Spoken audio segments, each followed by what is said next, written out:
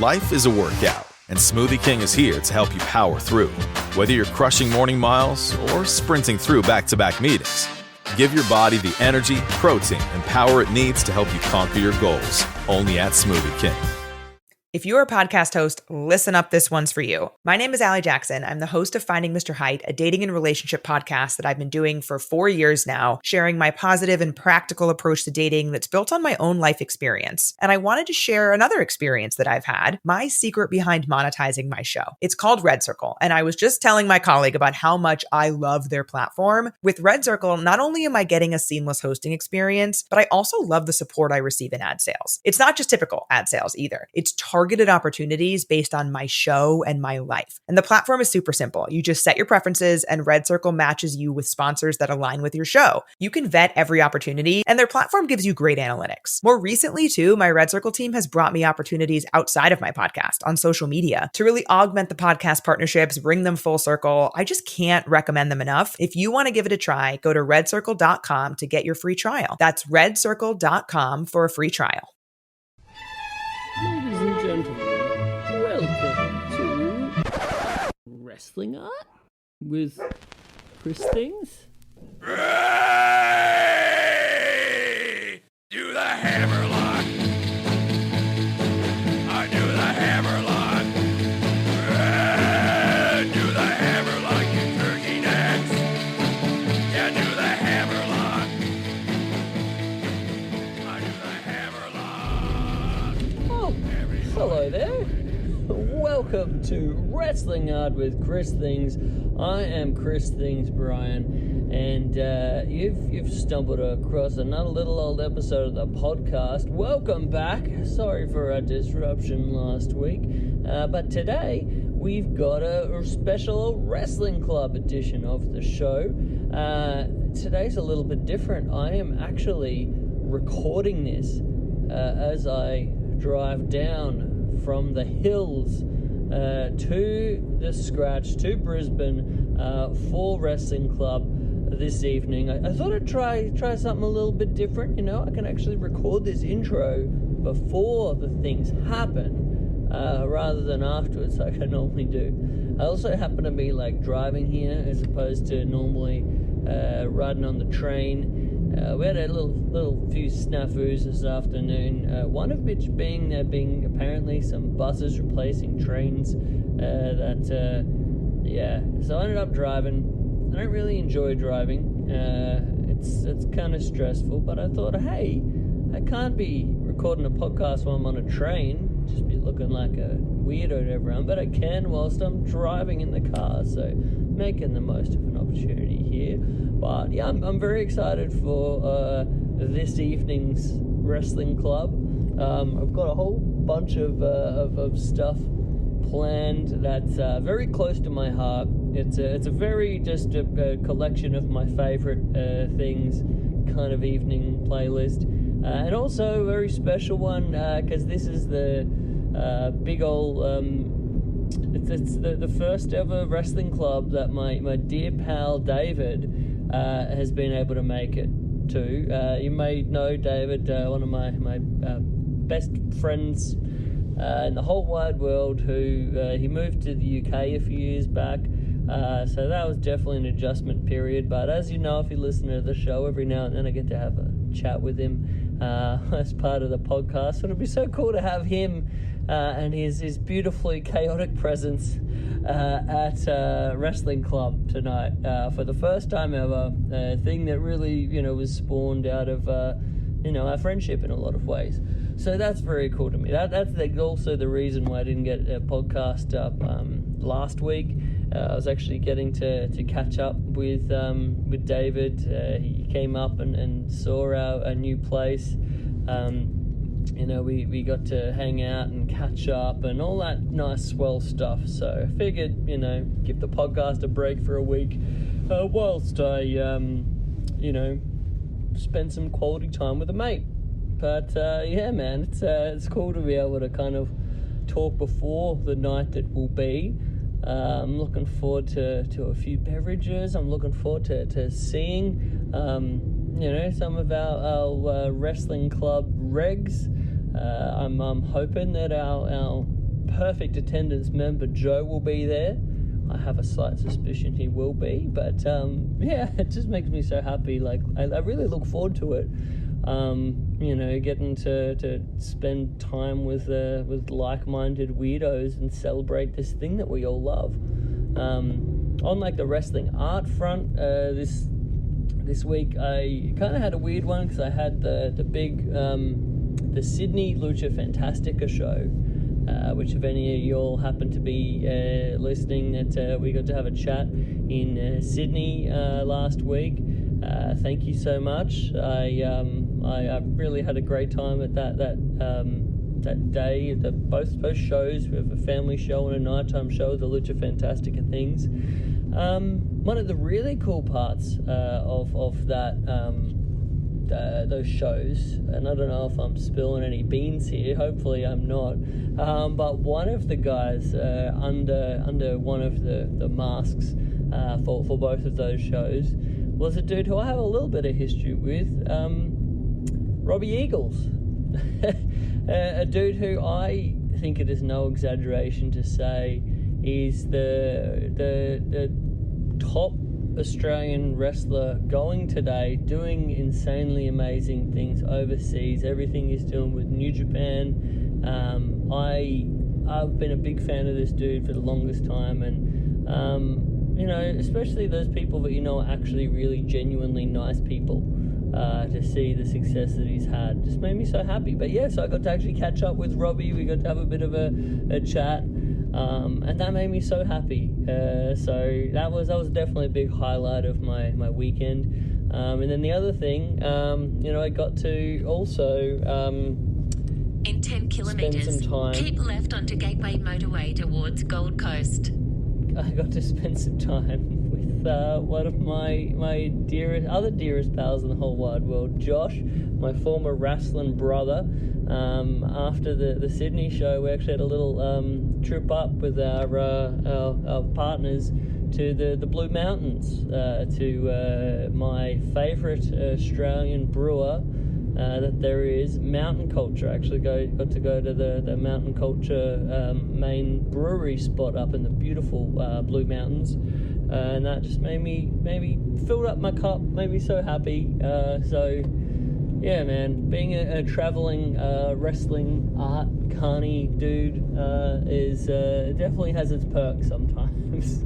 It's a lot of work, drives me crazy sometimes, but I definitely count how lucky I am to do this kind of stuff.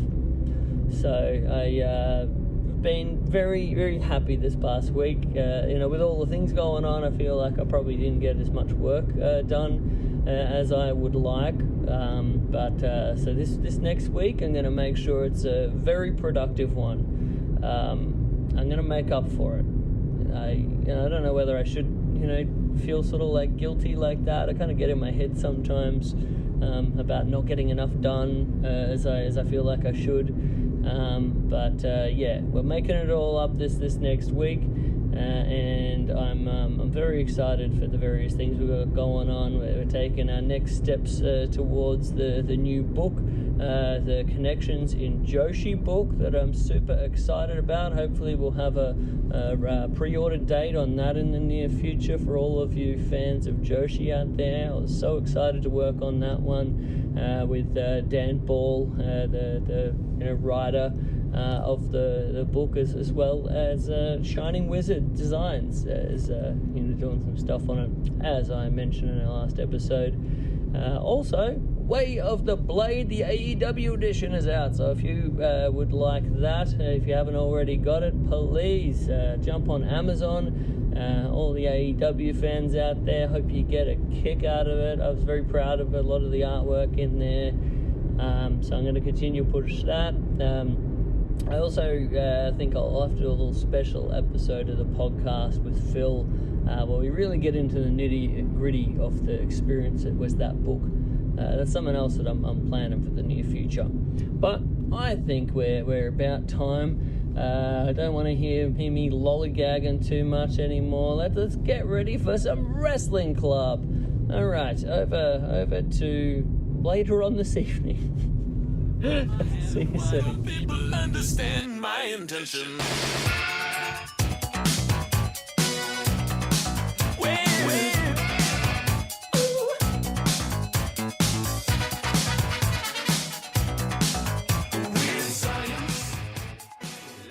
Hey friends, the time has come. Welcome to the Wrestling Club.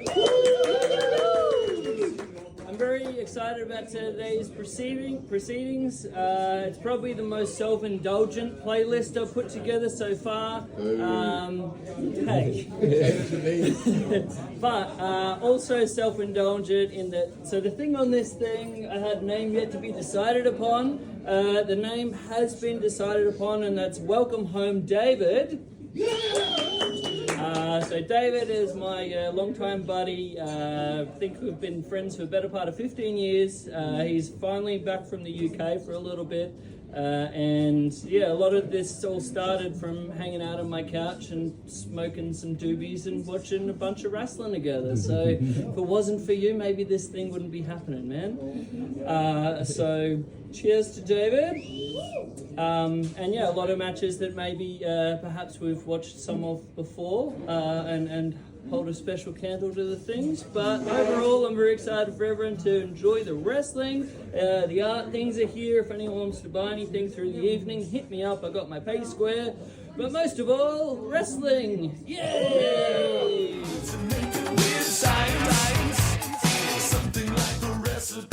All right.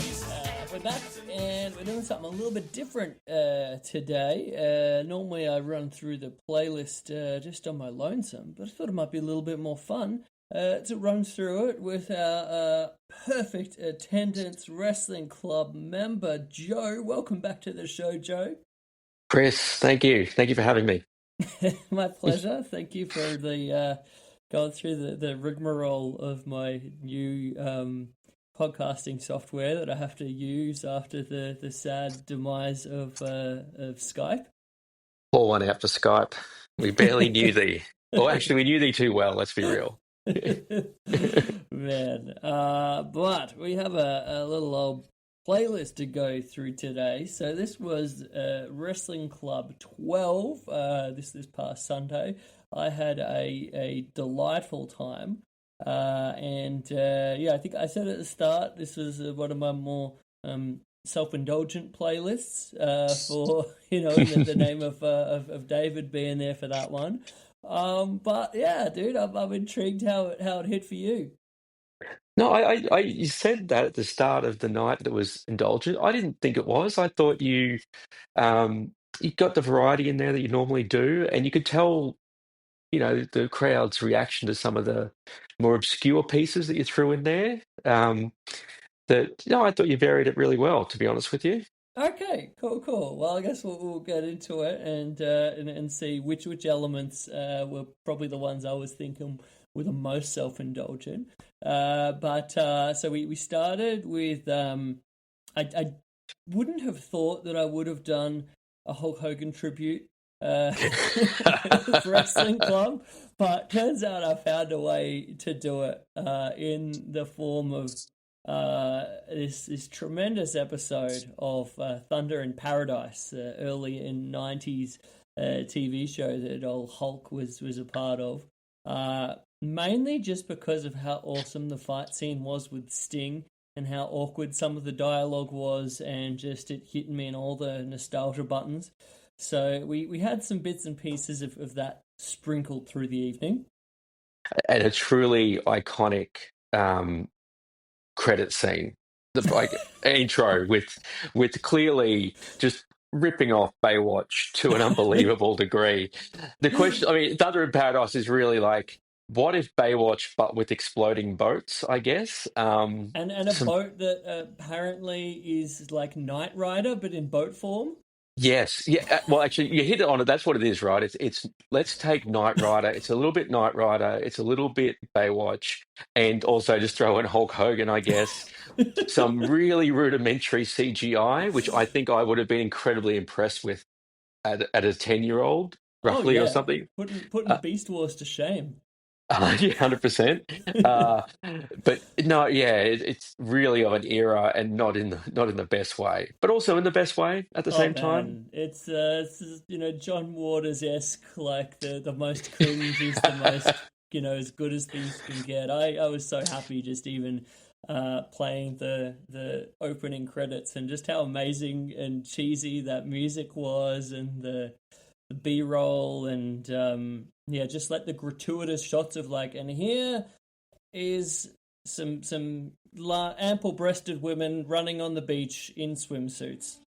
Yes, and the I don't know what the word is for it, but the character focus, as they name off the character, you cut to a little vignette of that character, sort of just I giving missed like a that. I feel like we need to bring that back for current television, Ye- honestly. yes. Well, someone's pointed out that really the most iconic, because it's so incongruous, is the ending of Predator, where you've just watched all these people be brutalized by an alien, and then at the end, for some reason, they kind of cut to an 80s sitcom. Jesse the Body Ventura, just sort of smiling at the camera, and then everyone else goes, "Hey, hey, remember this guy? Like, did this guy just get his spine ripped out 15 minutes ago?" It's not as good as that, but it commits to it, and there's no sense of humor really about all of that. It's done completely straight. Like this is what it was at the time. So I mean, and a credit to you for having a tribute to Hulk Hogan that featured no wrestling from Hulk Hogan in a wrestling club, I mean, in a which way, he took a chair bump. is true. That's true. And he was facing Sting, another wrestler, so we sort of got a Sting Hogan match. I also just adored the ending of it, of him just for no apparent reason being really mean to his daughter. Yes, yes, he seemed like a dick. Yeah. Which, I mean, what we know about Hulk Hogan's private life, not much of a stretch for the man, apparently. Yeah, So, yeah. yeah. But would recommend episode 3 of season 1 of Thunder in Paradise for anyone out there playing at home. But then after the opening credits, we got into it in a big way. I thought we'd start off hot. I always try to start off as hot as we can with a big boom. I feel like that the first bit of Wrestling Club, whatever you play first, it's kind of like you get the most eyeballs of the not even necessarily. I mean, obviously the people that are there voluntarily as part of the wrestling club experience, but the rest of the bar that are like, well, what's this then? So you Hmm. sort of get an opportunity, which I really relish in, man. Like to kind of like for people that might not know that much about wrestling, you're just telling them, okay, professional wrestling is Mike Awesome versus Masato Tanaka. Yeah, sure is. Oh, I love the match. What an incredible match. So this was the pay per view debut in ECW of the rivalry. This was the big Heatwave 1998 clash that they had at the Hara Arena in Dayton, Ohio, on August 2nd, 1998. Yeah, man. A lot of people say this may be their greatest match in the entire rivalry. I mean, you could definitely tell they were going hard. Um, I'd have to have a real think about which one in the entire rivalry might be my favourite. Maybe that'll be a question for once we eventually exhaust all of them at Wrestling Club. Man, I just got so much joy from this. Incredible. And a crowd where the ratio of backwards baseball caps might be the highest ever known to man, that ECW Philly crowd. So many Just black a t-shirts. amazing, just like a row of five men all wearing the same thing, probably best friends. Yeah, no, amazing match. We commented at the time the way in which Awesome just completely destroys a steel chair on Masato Tanaka's cranium, Oh my bent, gosh. not just dented, but like bent beyond all recognition. Uh, I don't, incredible. Um, the strike where Tanaka runs down the length of the ramp and collides directly with uh, Mike Awesome's head. Man. You were sitting beside me and you said, the selling, and you're so right. The way that Awesome sells that, he just falls to the ground like a tree that's been chopped down. Oh, Um, Incredible. so good. I yeah enjoyed the heck out of this, and I think more than anything, I just enjoy watching a crowd, audience, scratch bar full of people just reacting to this absolute insanity. But Uh, I enjoyed that very much. I think you hit it on the head when you talk about what pro wrestling is, and Mike Awesome is just one of those people who, if you said to somebody, "Hey, just draw for me what a pro wrestler looks like," Mike Awesome might be the type of person they draw, a 6'6" behemoth in trunks with a mullet. Yeah, he should Um, be like the default creator wrestler. Like before you change it or whatever, that's what the that's yes, what should start out as, I reckon. 100%. So good. So then we jumped into something completely different. Fast forwarding to Ring of Honor Night of Champions 2003, the March 22nd show in the early run of Ring of Honor, back when they're at the Murphy Rec Center in Philly.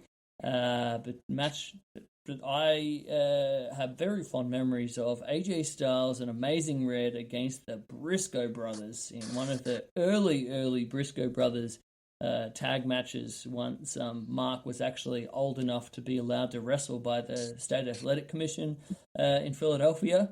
And man, it had been, I don't think I'd watched this match since I originally watched it on the grimy videotape that I got in the mail back in the day. But hmm man, this was a boatload of fun.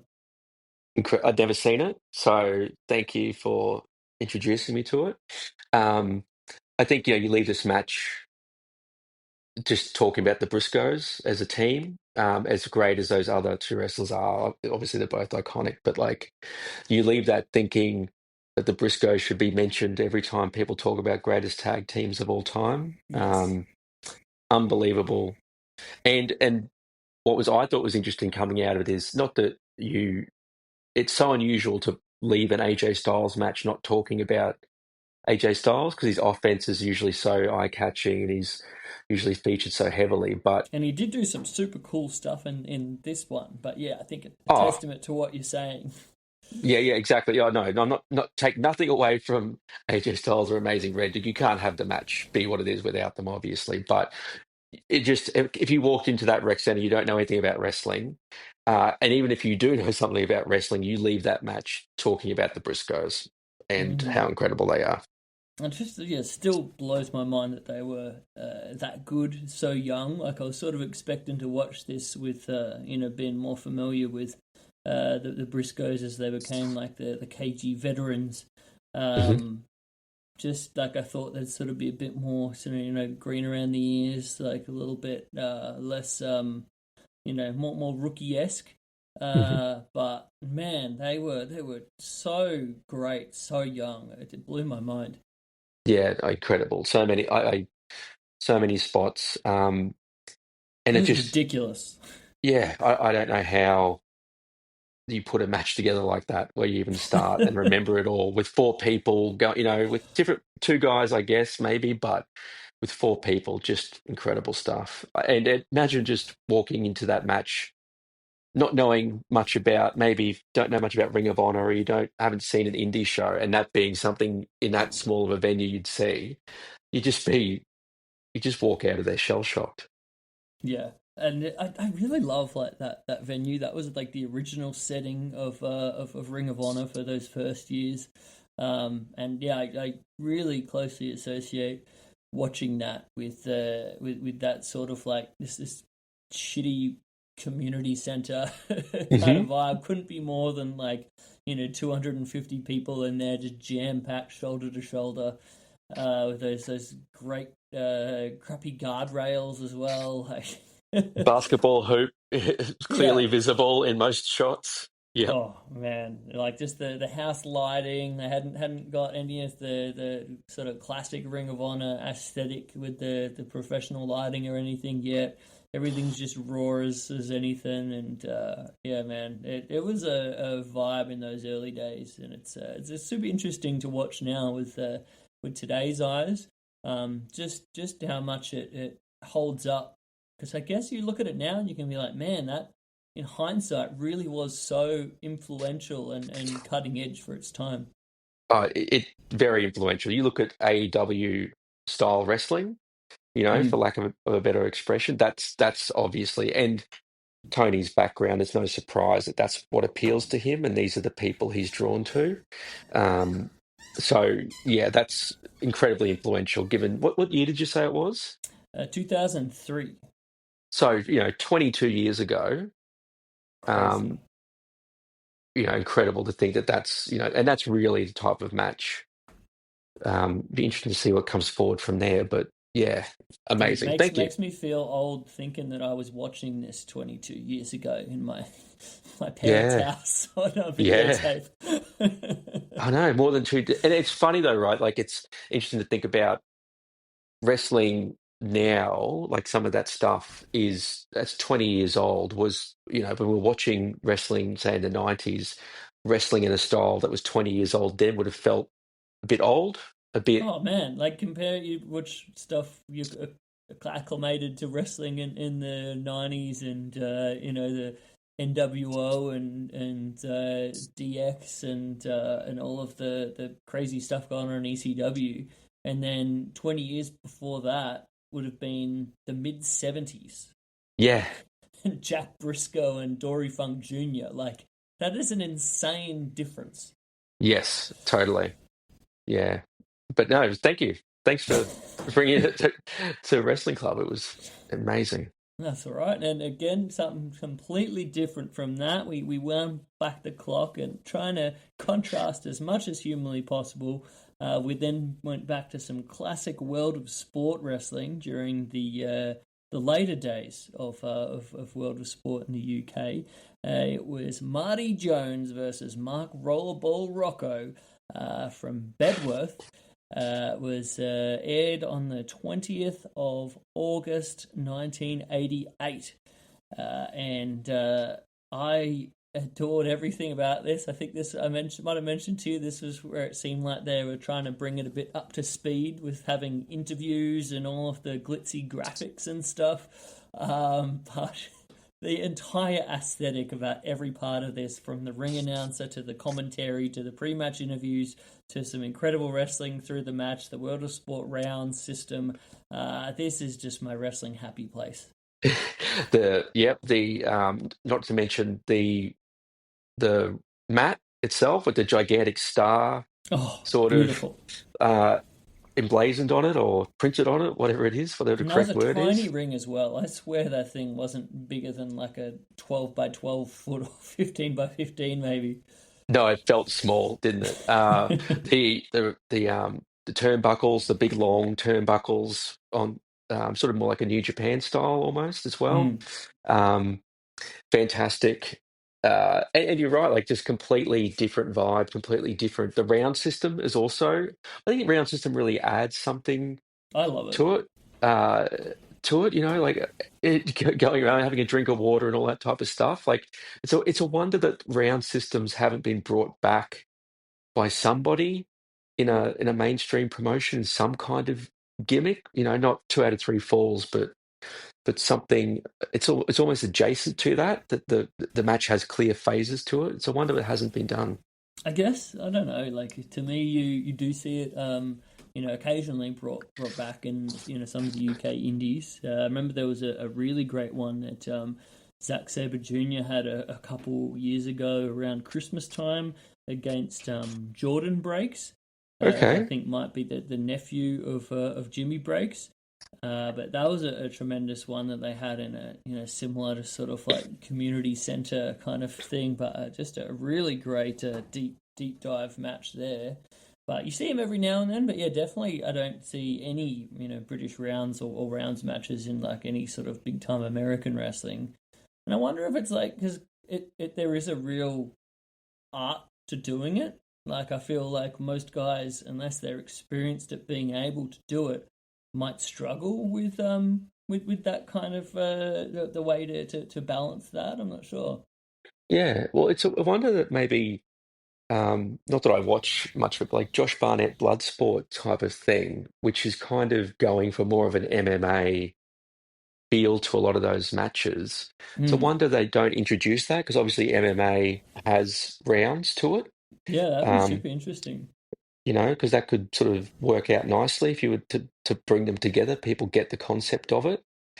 Um, and it adds a sort of an element like it's like a real fight. In what round will the match actually end? Could it be over in the first round, and does that become a talking point that this wrestler's never been beaten? Has never lost, never gone beyond the first round, like a knockout artist almost. Yeah, I think it's also great 'cause it's sort of like when I was watching this, it makes you focus a bit more. Sort of like whether you got a match that's just either a long match that just is one round or whatever. Um, you sort of there's a point where you sort of check out mentally a little bit. Whereas like with the round system, you sort of like, oh, all right, we're back for round four. Yep. And you sort of like tune back in and like I really liked in this match the way they sort of like played with some of the bits. Like I remember there was part where he got like the towel and he was like cheating with the towel out from the break between rounds. But yeah, man, I just there's something so magical about that British style of wrestling that I really love, and like this one, like really that sort of pantomime element, Mm-hmm. Yeah, and the aesthetics this time as well. Great. Yeah, and Rollerball Rocco was just such a character, even from that his pre-match interview where he's got this like bizarre glove on, this glove with spikes, kind of like Michael Jackson-esque, with this great like headband, beautiful mullet and moustache. Like I'm just such a fan of Rollerball Rocco. Great trunks too. The trunks coming up into like a full singlet with the stars and all of that as well. Oh man, so good, and we must draw attention in the most polite manner possible to the bizarreness of Marty Jones' eye being a little bit off. And in the pre-match graphic, they chose the moment that in no way was complimentary towards that at Oh, love it. More of all. it. The Yep. imperfections are what you remember sometimes, to be honest with Love you. it.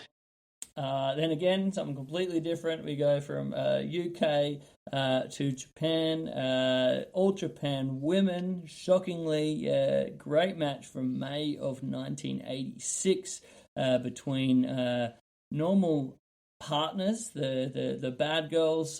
We see a rare face-off match between Bull Nakano and Dump Matsumoto, and the only thing I'm sad about this match is that I couldn't find a version with the entrances intact. But I adore the insanity of this one. Brutal. I mean, you would expect it to be brutal with those two going up against each other. I think I've said before that I am a sucker for the David versus Goliath match, Mm. and I am. But at the same time, sometimes you just want to see two monsters just maul each other Mm-hmm. in a men's match or a women's match, and just to see these two go at it and bleed and bash each other around. You got It's- nunchucks, Joe. nunchucks, and which begs the real question: is how do you work a nunchuck in a match without just genuinely whacking someone in the head with it? So, I and don't know, and I don't think I want to know. no, I think it's just Japan. I think they just said like just whack her. Yeah, They're just probably. like just stay away from the eyes, maybe, and just go nuts. Yeah, nunchucks, kendo sticks, Blood. bleeding. Yep. I don't know what's wrong with this, but it was fantastic. Great, shocking German suplex in there from Dump Matsumoto as well. I think that really got me going when I was watching it. The technique in Japanese women's wrestling, I'm just such a sucker for it that they will just bring out that stuff, and it's obviously just a tribute to the dojos that they all go through. That you just get such clean Germans, clean bridges, drop kicks. It just seems to be those fundamentals that they seems like everyone can do almost. Yeah, I feel like and when they, you would not make it onto shows if you can't do like a great German suplex and a great drop kick. And Yeah. I'm almost like, can we just bring that standard for all of wrestling? Like, I feel like Oh. American wrestling would really benefit from having that kind of a stringent requirement. But we can dare to dream, but Yeah. but at least these Japanese women's matches give it to us. So yeah, incredible match. as you Yeah, would expect with these two in the ring, I guess. I think for me, like, at least in my previous Joshi watching, obviously, like, Bull Nakano's been a big fan of mine for a long time. Dump Matsumoto has been more of a recent discovery. Like, I've been kind of aware of her because, you know the name from a lot of Joshi wrestling history. And then I remember there was a lot of talk about her from it was like a Netflix documentary or TV series or something, wasn't there? Yeah, yes, Queen of the Villains. That's I it. think that one. Yeah. Which I haven't actually seen, but it's definitely on my watch list. But yeah, so there's been a bit of a renaissance in Dump Matsumoto, and some different people on Twitter kind of like sharing matches of hers and singing her praises. And dude, the more I see, the more I'm like, yep, that praise is very fitting. Yeah. Well, I mean, but between those two, Jacong, Combat Toyota, who else? Shark. What's Shark's? Can't Shark, remember. Sakuya, Shark, S- something s- like that. yeah, It's something like escaping me that. off the top of my head. Dynamite Kansai, which was another wrestling club Oh yeah. match as well. Like, Devil Masami as well, another one of my oh, favorites, or Kyoko Inoue. There's so many amazing wrestlers from Jaguar, that period. Yokoto. Yeah, like it is. It's funny. Like I wonder whether it's not just that wrestling's fallen off in that regard for women's wrestling. I think maybe that was just sort of like it's like the Renaissance for art. You know what I mean? Sometimes Mm, for whatever reason, you just get a collection of incredible people in a short time frame. They all push each other, and the result is this flourishing in an art form, and that's what you got at that time. mm. Oh, for sure. I mean, a very interesting period as well, like going after that, sort of the death of All Japan Women's, Mm. and that period where Gaia kind of like took off as the main promotion, that sort of early 2000s period. Is another really interesting one, or Arceon or Arason or whatever the name of that promotion was. Okay. Before now everything we got now, it's a very interesting transitory period. Maybe I'll look at that a bit more in future wrestling clubs. But up next we go to France. This is our second ever French catch match, and our first ever French catch swimming pool match.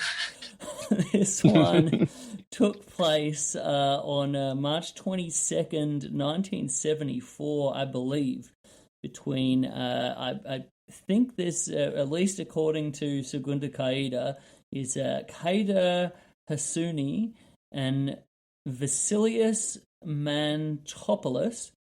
That one has a question mark on it, so I'm not sure if whoever reviewed it for Segunda Caída was 100% confident about Mantopoulos in that one against Bernard Caclard and Albert Seignes.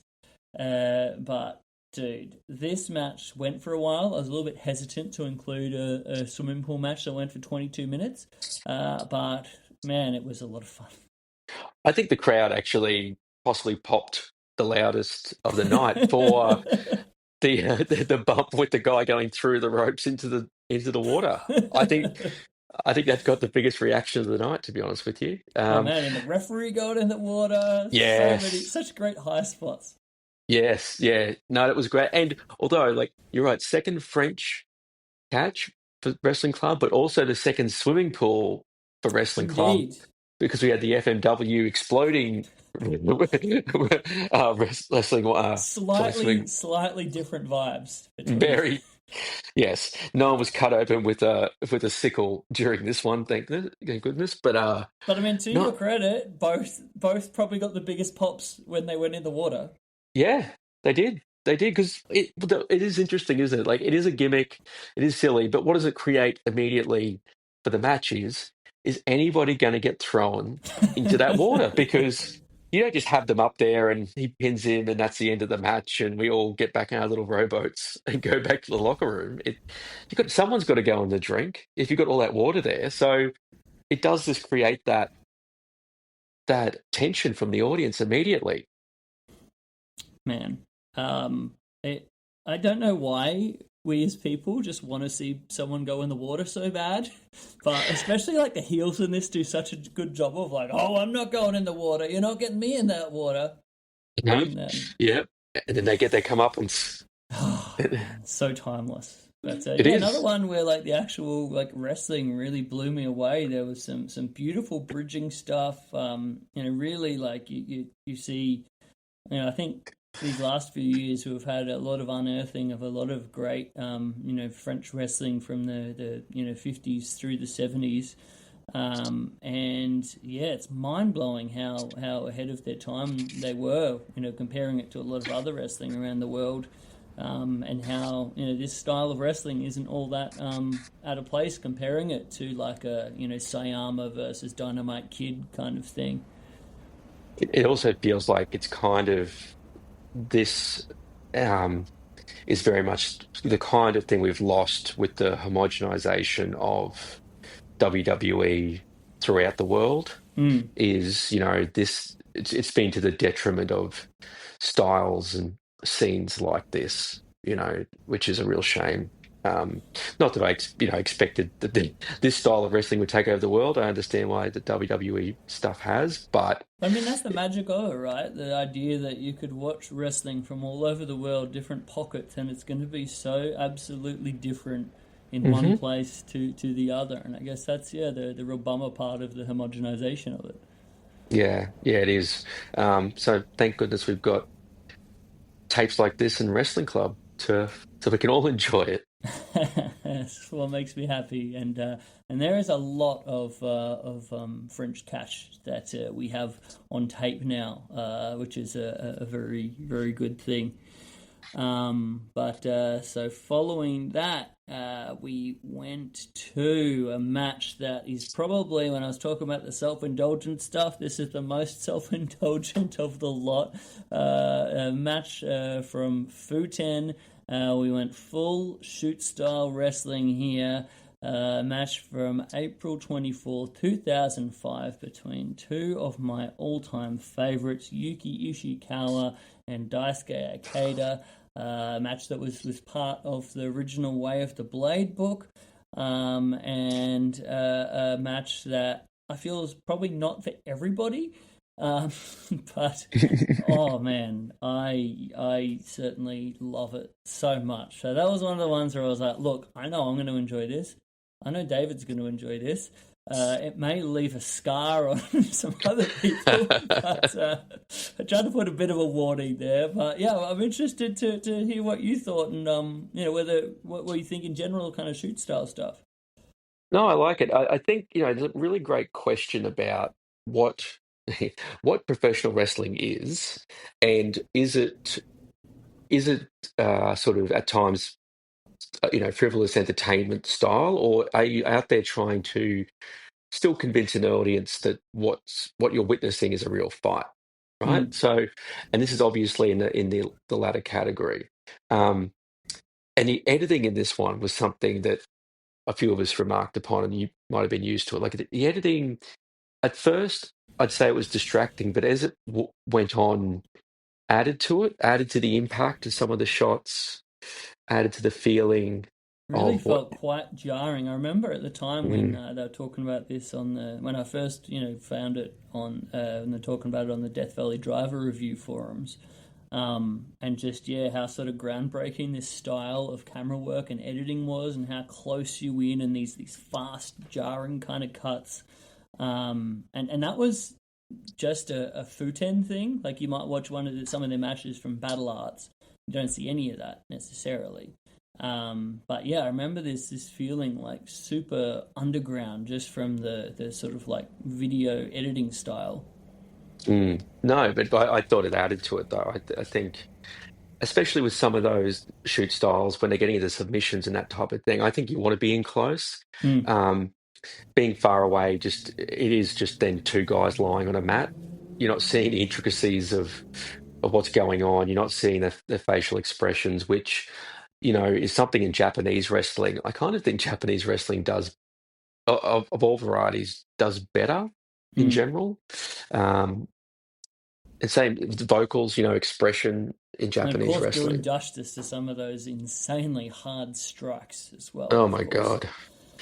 Oh my God, I'd rather be hit by a car. Just some of those kicks and brutal. But no, it delivered on exactly what it is, which is you feel like you just watched two guys kick the shit out of each other, and they did. Yeah, yeah. This is a match where they were proven, that at least for them, wrestling is very real. Uh, Mm, and yeah, I think it's a really great tipping off point where if you dig that kind of thing to explore more in the beautiful world of shoot style professional wrestling. And yeah, it's interesting to think of exactly what that is. Like, I think some people um, like see it as, oh, it's wrestling pretending to be mixed martial arts. Like, I've kind of heard, and even like Dave Meltzer referred to it sort of in that way sometimes, and I'm like, I had sort of a breakthrough moment in the way I would think about it, where I was like, oh, actually, it's not that at all. It's just a more heightened realism version of professional wrestling. So you still get the emotional drama, you still get the selling, you still get like storytelling in a lot more subtle, kind of like more realistic ways. But it just has a lot more of a realistic edge to it.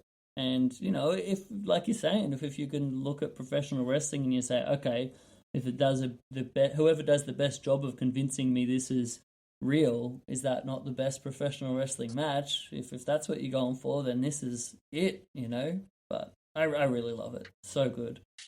yeah, no, I agree with you, and I agree with you as well. It's not pretending to be MMA because they're also doing there's offense and defense in there which you would never do in MMA, right? Mm. And they don't have their guard up. Um, in a lot of spots where obviously you would if it was a real MMA fight. So I agree with you. It's not, but it is that thing of in a very different way we've spoken about before. Like Bret Hart's idea of what professional wrestling is very much. I throw these moves at you, or I take these moves, and you think that I'm really hurt and I'm really hurting someone. In fact, I'm not at all. And that's the Except art of it. exactly, and that's what makes that's how you know how good you are. The more real it looks, but the less damage. The only difference here is there's still damage being done. So I don't know. Bret Hart probably doesn't like shoot You style like this. probably wouldn't approve of this, I'm No, assuming. no, no. He's like my punches weren't real, but they looked real. You're just actually punching the guy. But yeah, you see what I'm saying. Yeah, yeah. With Robinhood, not only can you trade individual stocks and ETFs, you can also seamlessly buy and sell crypto at low costs. Trade all in one place. Get started now on Robinhood. Trading crypto involves significant risk. Crypto trading is offered through an account with Robinhood Crypto LLC. Robinhood Crypto is licensed to engage in virtual currency business activity by the New York State Department of Financial Services. Crypto held through Robinhood Crypto is not FDIC insured or SIPC protected. Investing involves risk, including loss of principal. Securities trading is offered through an account with Robinhood Financial LLC, member SIPC, a registered broker-dealer. So then we fast forward to completely different, as hammy wrestling as we can get compared to that. Got a WCW Pro, I believe. This was from April 24. Wait, no, July 16th, 1994. In the lead up to the big war games between the Studs stable and Dusty and Dustin and the Nasty Boys. And as part of my favourite part of the Studs stable, you might have guessed, we got in this one Terry Funk wrestling Flying Brian Pillman, which I find is a match that a lot of people don't necessarily talk about. I think it's a real, like, one of those diamonds in the rough. It's not the longest match. It does have a run-in fuck finish, but I think there was some magic to be had in the moments of this one. Well, wouldn't be Wrestling Club without Terry Funk. So, and Stripe Trunks Terry. Classic. Also, that's how I first encountered Terry Funk. So that's always my platonic ideal of Terry Funk, I think, is Beautiful. Stripe Trunks Terry. Brian Pillman, another wrestler that was respected at the time, but it seems like over time his the appreciation for him has grown. For sure. I think that's fair to say. So it's a shame that we didn't see more from Brian Pillman over the years. The It was only other just like a wrestler, super interesting period, like seeing him as like just that full baby face, not sort of like the Hollywood blondes Pillman, not the crazy loose cannon kind of Pillman. He was just such a great baby face, which is what I thought they captured really well here. yeah, that's a good point. I hadn't even thought about that, but yeah, it's a different like flavor of Pillman at a different point in his career. So what year did you say it was? 94. Okay, feels later than that. Like what they're doing in that feels doesn't feel that early in the 90s for some reason to me. Yeah, Um, this was right that period where it's sort of the last of the glory days of early 90s WCW. I think this is just when Hogan and his crew would come in, so we did get this tremendous kind of like, I feel like this is the last sort of period of that classic sort of southern WCW before it changed quite a bit. But yeah, a lot of magic here, a lot of wacky, weird, and wonderful Terryisms. Commentary with Dusty Rhodes made me so happy.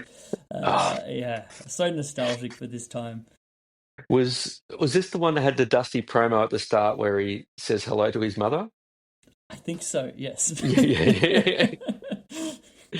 Oh, something about like I've always pay attention to it, but in this promo, the way is he wearing a cowboy hat, Dusty? Yeah, maybe his like classic denim Dusty look Yes, as well. yes, yes. But just the way like his way he moves his arms, everything about him. Um, I don't know if there ever will be as much as people like to imitate Dusty. I just don't think there'll ever be another one that can Oh, just certainly have not. like you could do it a million times. You just can't bottle what that man was. Unbelievable. Yeah. It makes me so happy. That's another one where it's like hard for me to have a wrestling club where we don't at least have some semblance of Dusty going on of late. Now we fast forward to back to Japan, 2002, December 10, I believe, IWGP Heavyweight Championship. The height of Enochiism in New Japan, which has come to be, some people see as a bad thing. I think it's a glorious thing. Yuji Nagata, Mr. IWGP, the reigning champion, against the Enochiism Yakuza boss, high side terrorist Kazunari Murakami. In a match, again, another one that was actually in the original Way of the Blade book. And a match that just made me so happy. Another very self-indulgent one, I think, when I was thinking about this playlist, because I just loved Murakami, something fierce. And yeah, the violence in this, the blood, the physicality, the fact that we got a bunch of the group of girls off to the side when Murakami licks the blood and there was like an audible shriek. That might have been my favorite part of Wrestling Club so far. Yeah, yeah. The blood licking is such a every time it just feels gross and forbidden, no matter how many times a wrestler does it. Uh it's always a great question. It's like if this is your enemy, why do I want to taste his blood? Like, do I not despise this man? Why do I want his blood in my mouth? But at the same time, there's something primal going on there with like cannibalism, maybe. Maybe I'm reading too much into I reckon that's it. I reckon it's like you devour his essence and you consume his his bodily force, and then that's how you most obliterate him. Yeah. Yeah, true. Okay, more cannibalism Yeah. in wrestling, I guess is what I'm saying. Heck yeah. Oh, dude, this match just is everything I love about that period. When asked about my favorite IWGP champion, I always say Yuji Nagata from this time. I love the aesthetics of this. I love the music. I love, oh man, this whole thing was again another one of my wrestling happy places. Favorite IWGP of all time, or just of this period? Of all time, I would say, which I think is a hard call when you're talking about people like like Shinya Hashimoto, about Big Van Vader, Ricky Choshu, but Chono had some amazing stuff too. But for me, it's got to be Nagata, and it might also be the nostalgia, because this was when I first started properly watching. This period was when I first started watching New Japan from getting those tapes in the mail, so might be a bit of that colouring my perception. But yeah, I dig it, man. Yeah, no, great match. It's always interesting to think about that. First time you're introduced to a promotion or a wrestler, whatever it is, just a bit like what I was saying about Terry, like they get fixed in your mind at that point, and you're not initially aware of, what they used to be. Were they a heel? Were they a face? How they used to wrestle? Did they wear different trunks? What was the promotion previously? What did it become? It's always interesting to think about that. For sure. And it's also him like coming off of Inoki getting him to have a handful of actual full-on proper like mixed martial arts fights in Pride. I think it was Pride, but anyway, I think like where he had two of the most high-profile just obliterations. His two opponents were Mirko Krokop and Fedor Emelianenko, and Okay. Yeah. But man, if that doesn't be like, all right, this guy has my respect. I don't think what anything possibly could. Yeah, Emelianenko, still a legend of MMA. I would still say the greatest heavyweight champion of all time in my book. Yeah, there's something to be said for him, just like his look, look of like the way he'd stare at opponents just through them, like he didn't even see them, and then just so relaxed, and then just smash him. Incredible. Then we get to our main event of the evening. Finished it up with what was the match of the week of last week, which is might be the first time I've done that for Wrestling Club. We go to 2006 Pro Wrestling Noah, Korakuen Hall, October 8th. It's Kenta versus Genichiro Tenryu in, I'd say, maybe my favorite, surly old man versus young punk match that there has ever been. Up there at least with Akiyama and Shibata, but dude, this match just so great. I was about to ask if Akiyama was the other one. Yeah, and Kenta is sort of like talking about if Mike Awesome's what you think a pro wrestler should be by default, is Kenta this version of Kenta the definition of an upstart Japanese junior wrestler who's disrespectful but is really good, so he can back it up at the same time. And incredible match. He's got to be the prototype for that sort of young dickhead kind of yeah. dude But who's just out there to prove himself at every turn. But he's good though. Like that's the other point. So he's not like, for example, a bit like what WWE is doing at the moment with Dominic Mysterio, where the sense is that like he's, typical heel coward, can't really back it up in a real fight, has to cheat. Whereas Kenta is good. That's the whole point. He's just, and you chose, this is good when you talk about the artwork too, because you had the artwork, which is that key moment of Tenryu just belting Kenta directly in the chops. Speaking of things I'd rather not be hit by, I think the whole match, I'm just waiting for each of those. Kenta throws kicks, and then Tenryu's just like, bang, have this back. And Kenta's like, oh, Jesus Christ. Fantastic, amazing match, great main event. Yeah, one that didn't go the longest. I think the match clocks in like around 12 minutes or something like that. But I knew, I didn't know whether I was going to start with it or finish with it. Either vice versa. It would have been that, and then finish with Mike Awesome, Masato Tanaka. But I think it worked well.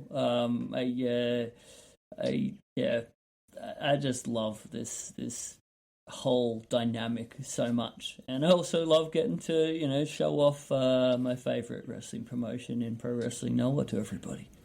Totally. No, great match, great main event, and long live the old man beating up young men, I guess. I love that Tenryu wins as well, and there's no part of you where you're just like, oh, why'd they put the old man over Kenta? It's like, no, perfect. No, yeah. Him being a bigger guy helps all of that, though, I think. You know, for Kenta being sort of undersized at that time. I was actually just watching something the other day about sort of Marufuji and Kenta coming up and how that whole rivalry at the time was really sort of unexpected and looked down on. And again, talking about influential wrestling, years later, it's now something that is not at all unusual to have people of that size winning heavyweight championships. Yeah, I think, it's something interesting to see, like sort of the junior heavyweight who's just so great, against the established, absolutely legendary, like, heavyweight. It's just like such a classic dynamic. No, great. Another great wrestling club. Yeah, man. Well, I'm glad we got to share it. As always, thank you so much. Okay, so at that point, the audio died right at the end of Joe and I's chat, so it ended a little bit abruptly. But again, big time thank you to Joe. I really enjoyed getting to chop it up with another person, doing a little bit of a debrief. So might continue that for the next time. But okay, I think it's time for us to go back to Wrestling Club, back to this past Sunday, and do our loop around the room, see what everyone thought. I might be repeating myself in a much more drunken fashion. My apologies for that. But let's go back to scratch.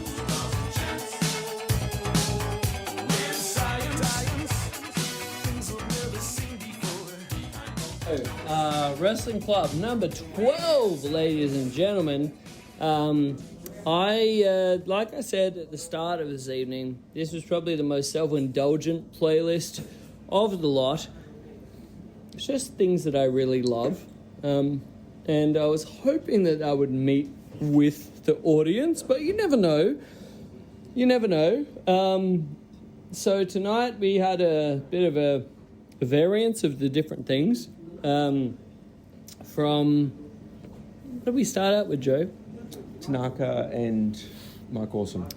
The Heatwave Masato Tanaka versus Mike Awesome match. That my word, that a lot of people think that is the greatest Mike Awesome versus Masato Tanaka match of all time.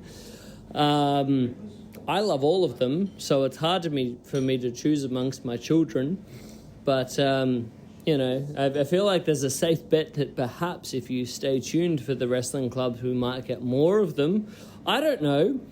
But anyway, tonight is the point amongst the night where we go around the room, we go amongst the things and see what everyone liked the most, which is honestly my favorite part of the evening, because it gets to sort of like do the thing where, we get to see what everyone's individual style of the professional wrestling is, and all of it is mine. It's like all of these are my favorite things, and I've just played them for you guys. And I was talking to David just before, and I was saying it feels wrong that I'm able to just play this for a public forum of people. Like, I'm just able to play this kind of stuff at a bar, and they allow me to do so. That feels like a really nice thing. Allows. Yeah, it's a loosely earned term right there. But yeah. We'll see how we go. But on that note, Joe, you're right here. You're recording this. We'll go around the room and see how we go for everyone's favorite things. But for yourself, can I ask, what was your favorite thing we played this evening?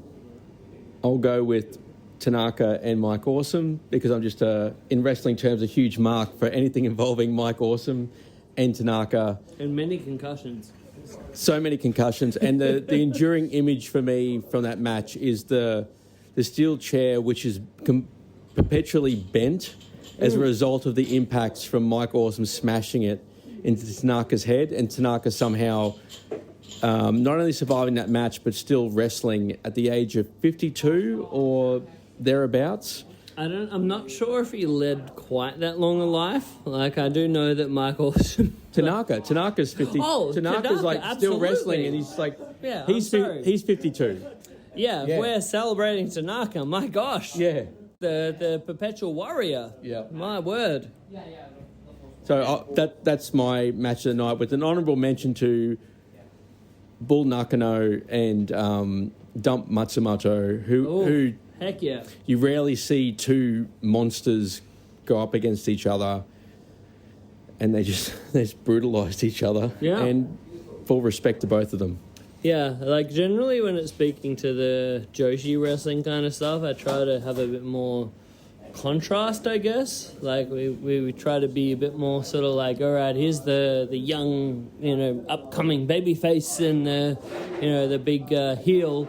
But in this one, it was just like the two like biggest bad bitches we possibly could imagine, like throwing up against one another, and it didn't disappoint.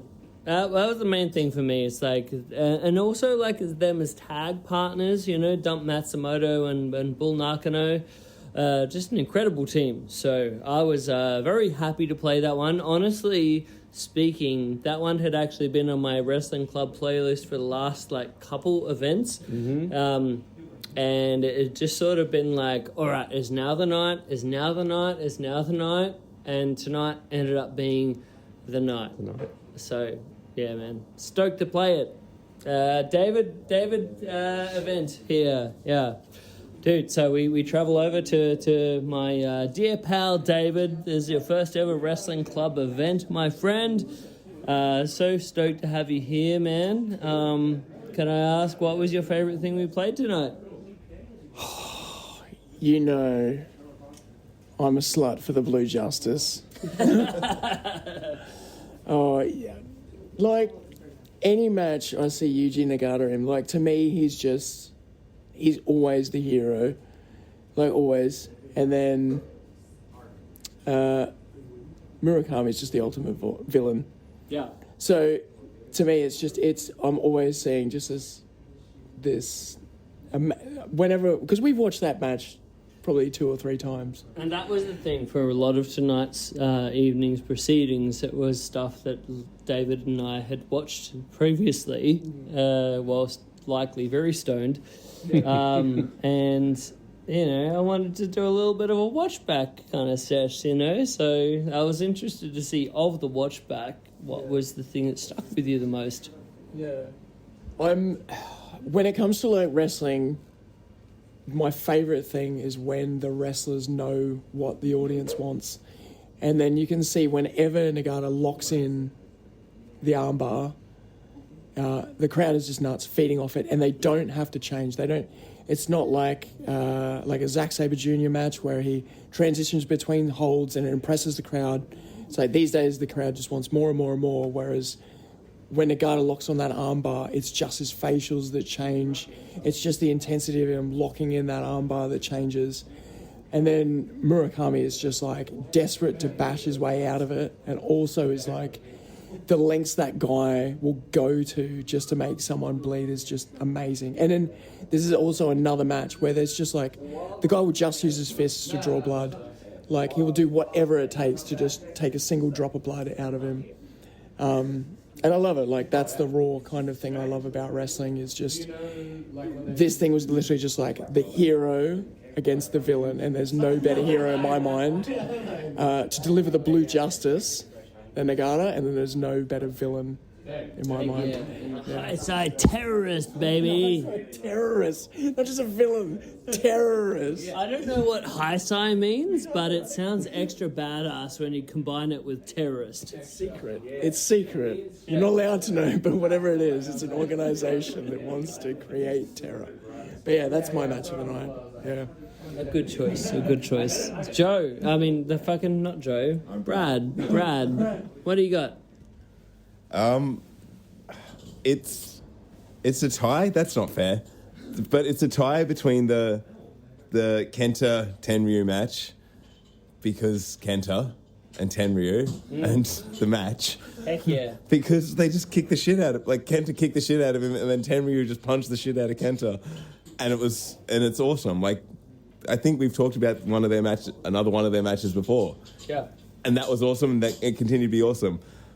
But I guess because the early 2000s was the peak of wrestling outside of WWE. Which I love. Yeah. Which is, so it was tied with the AJ Styles and Amazing Red versus the Briscoes match, which is like, it's got a lot of nostalgia for me. Just like ROH then was when I got into wrestling as a whole, but then got into wrestling that was outside of WWE. And Murphy Recreation Center, baby. Yeah, but then, and so like in my memory, I'm like, yeah, that wrestling was awesome. But then to watch it back and be like, fuck no, that was really awesome. Like, those guys, like, at such a young age were just all so good. And that's why why Mark Briscoe and why AJ Styles are still, like, some of the top guys, because they were the best and they are still, like, up there. And so, yeah, tied between those two matches, because they were both in an era that I very much am a fan of, and were both awesome matches.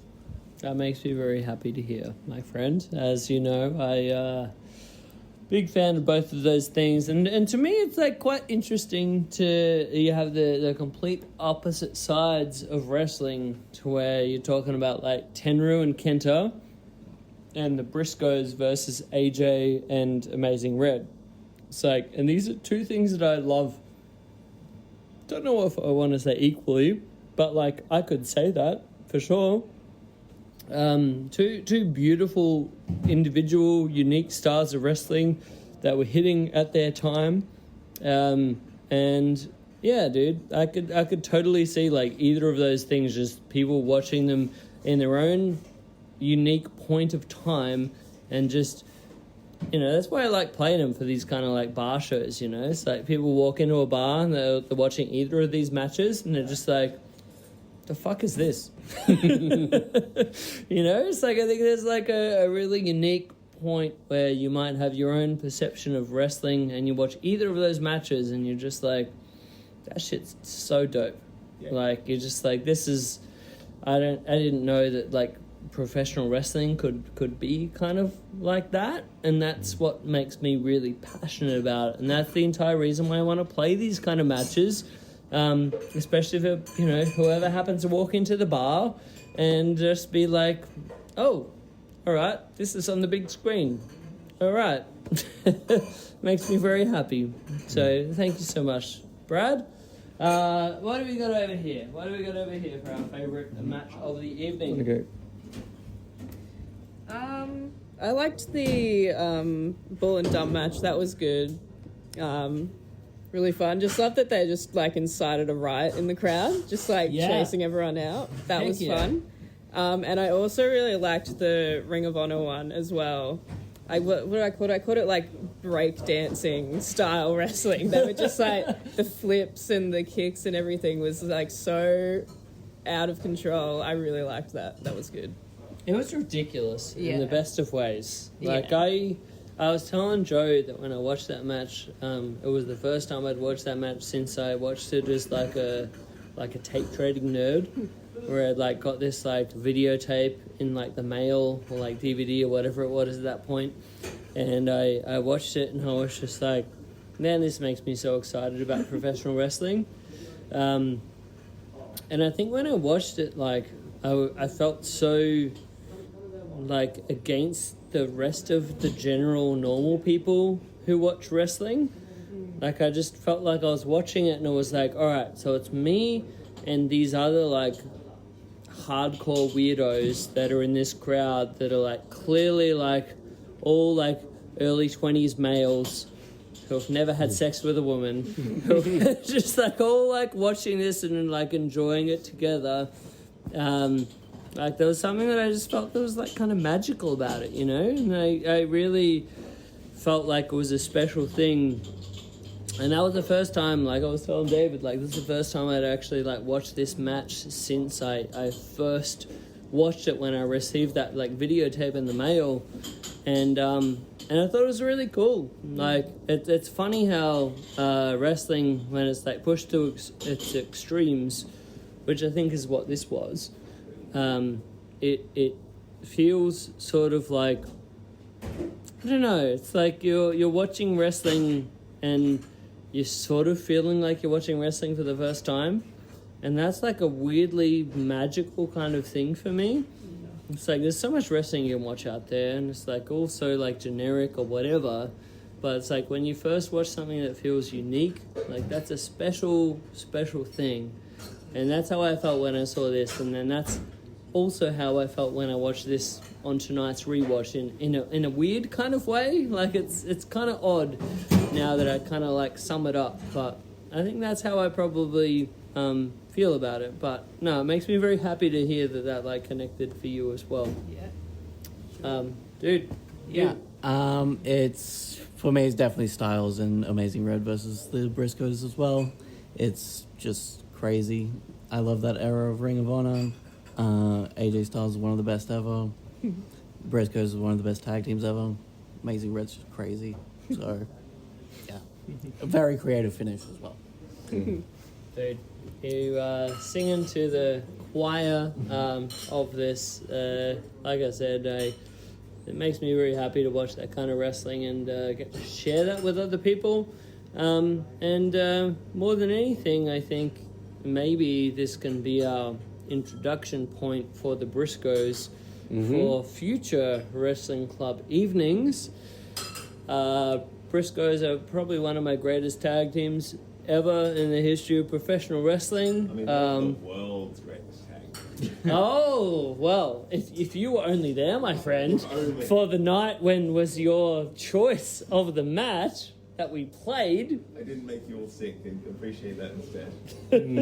No, that match was sick. Brad won the trivia evening, and he chose the first ever crowd selection match of the evening, which was World's Greatest Tag Team versus Los Guerreros, which was a fucking rad match, might I say. So props to Brad. Yeah. I was not here to see his triumph. Yeah. Cool. But yeah, for this evening, as you might have guessed, generally speaking, my favorite match is the last match of the night. But I might go a little bit different this evening. I might turn the tides a little bit in that tonight we played a match that is very, very close to my heart. That again, bringing back the kind of matches that I would watch with, like, David, that, like, we would just, like, watch and just, like, I was like, man, wrestling can be so badass. Fucking Mike Awesome versus Masato Tanaka, ECW Heatwave 98, 80! That just made me so passionate about professional wrestling to watch. Like when Tanaka's like running down the ramp and just like hitting him with the chair, and just like you see the chair that dented, like the chair is never the same. Yeah. Once it hits Tanaka's head, that is not a chair anymore. So many concussions happen in this match. That chair's being named. Exactly. So if I had to pick, that was my Normandy. If I had to pick, it would be Masato Tanaka versus Mike Awesome. That match rocks so hard, guys. So I guess I have to make a new illustration as a tribute to Masato Tanaka and Mike Awesome. Notice me, senpai. Notice me, senpai. Man. So thank you, everyone. I appreciate all of your attendance. I also appreciate all of, I don't know how much everyone like stood with the patience to appreciate Paradise. No, what was it? Something in Paradise? Thunder in Paradise? Thunder in Paradise. No, it was great. That was we had a lot of Thunder in Paradise tonight. Not enough, quite frankly. Okay, all right, noted. In a shocking turn of events, Hulk Hogan, not a great father. That was my main thing I wanted to establish to everyone. I was like, let's play a Hulk Hogan. I don't know if anybody saw the first night of SummerSlam today, but Nick Hogan arrived, and as per You Should Leave, dressed as a hot dog because he was wearing a red shirt with a yellow tie, so he just looked like a bunch of mustard. His father's dead. Anyway. Honestly, made me so happy to finish the evening on a note of just like, all right, Hulk Hogan's a terrible father. Like, that was... I am a real bad father. Man, big fan of episode 3 of Thunder in Paradise. If anyone else wants to check it out, it's an excellent episode. And especially because Sting beats Hulk Hogan. Hell yeah, finally. Yeah, he should have done it the fucking whole time. Was it a quick count or a long count? Oh man, I was gonna say we didn't need the fucking bullshit long count. That's just like Sting rocks, dude. All right, that's enough for tonight. Thank you, everybody. Tonight was a lovely evening. Thank you, everybody. Wrestling Club, yay!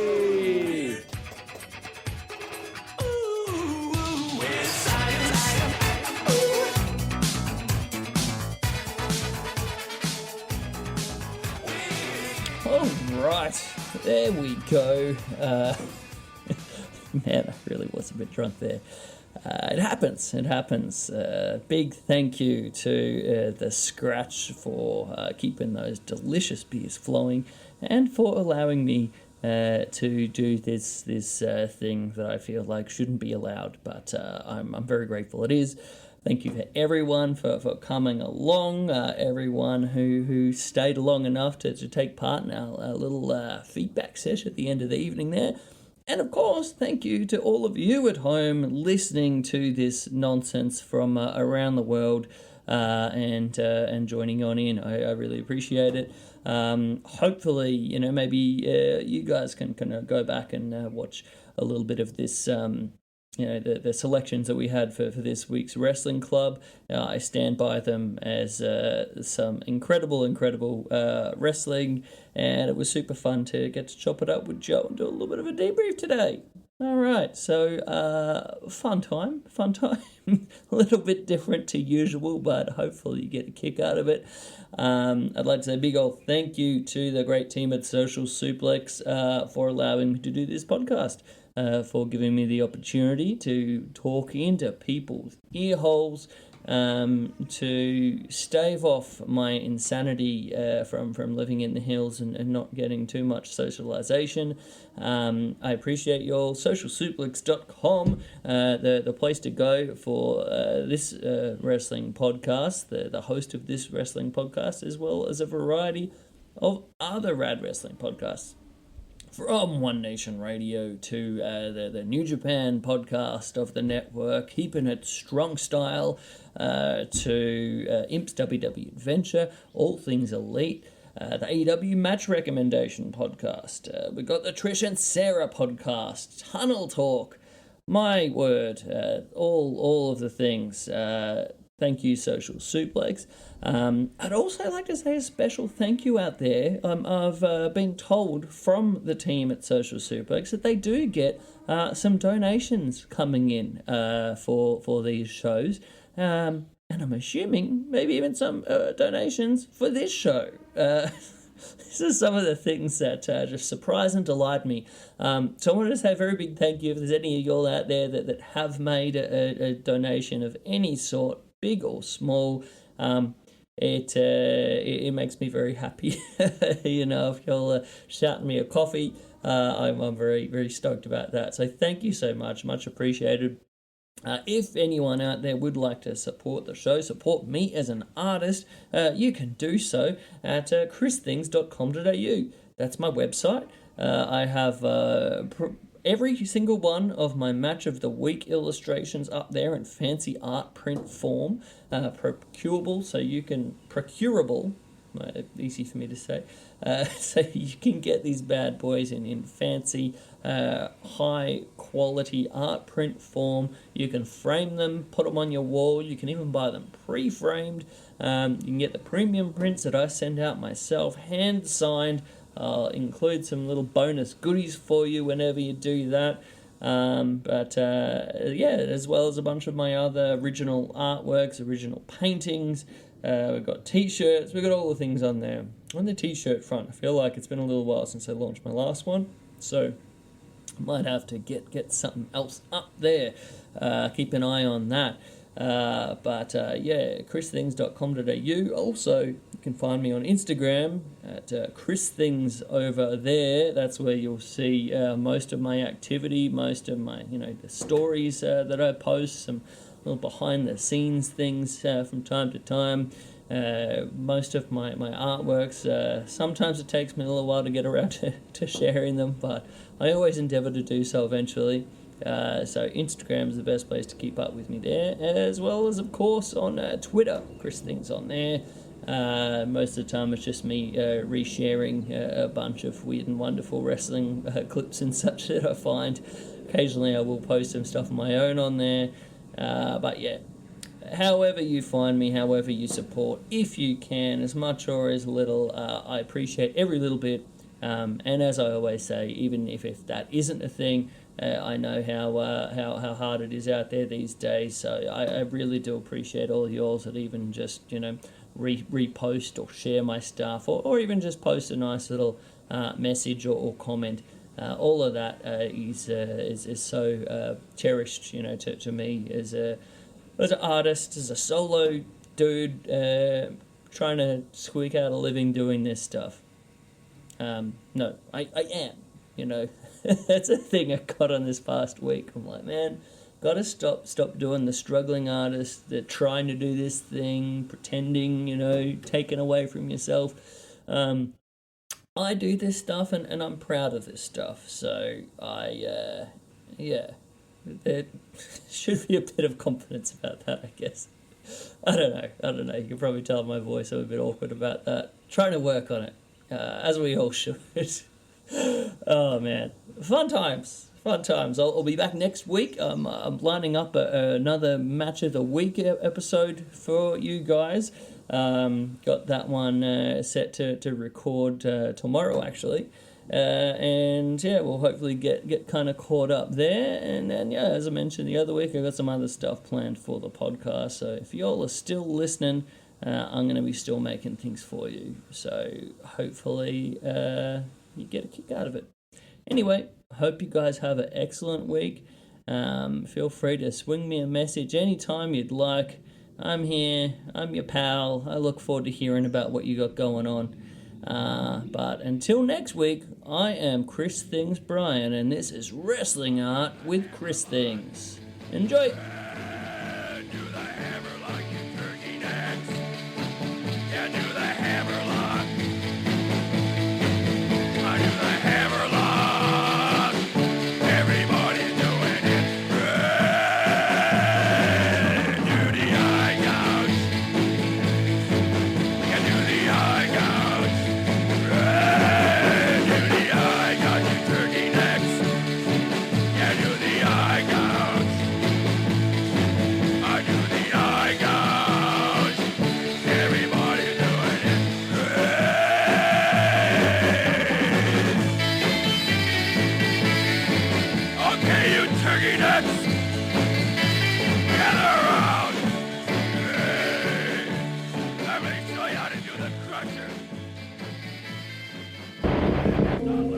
Whoever's left standing.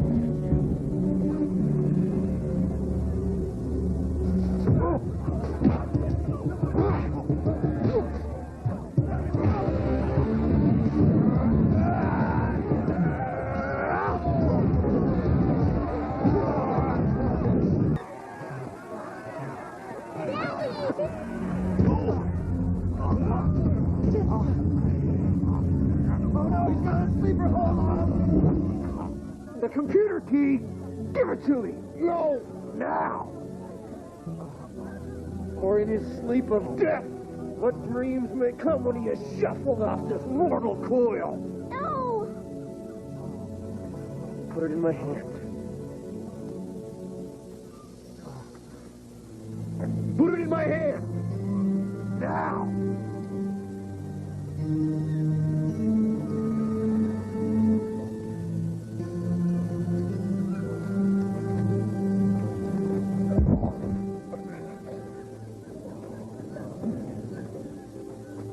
Let him go. Wake up, Daddy! Please wake up! Daddy, I love you. I'm sorry I made you look away. That's why I don't want you around. You're always getting in the way, understand? I don't want you here anymore. The sooner on that plane back to England, the better. Kelly, take her back to Edward. Go on, take her!